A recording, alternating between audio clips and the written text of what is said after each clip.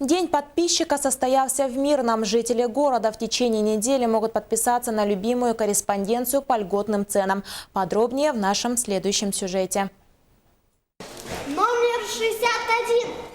Люди стоят на почте не в томительном ожидании очереди к заветному окошку. Они оформляют абонементы на любимую корреспонденцию по льготным тарифам, а также участвуют в розыгрыше ценных призов и подарков.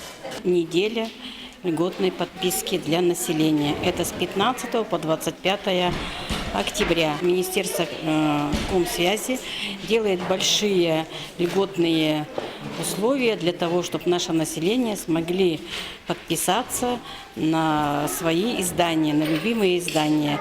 Особенно такие льготы по душе пенсионерам. Ведь эти скидки для них существенно заметны. Несколько лет выписываю газеты, журналы. Я в газете прочитала, что сегодня будет льготная подписка, и я постаралась прийти сегодня.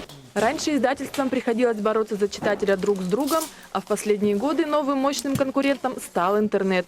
Чтобы не потерять старых клиентов и приобрести новых, редакции журналов и газет совместно с Почтой России устраивают различные акции. Оказывается, сегодня можно значительно сэкономить. Стоимость подписки снижена практически на все издания. А на один из самых популярных журналов «1000 советов» скидка составляет почти 500 рублей.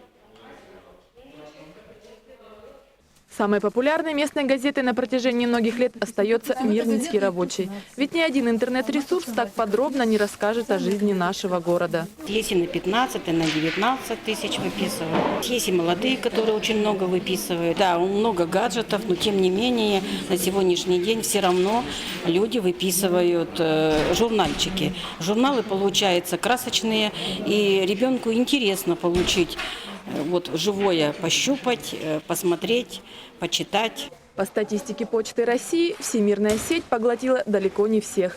Количество любителей свежей прессы не убавляется, и у каждого издания есть свои любители и почитатели.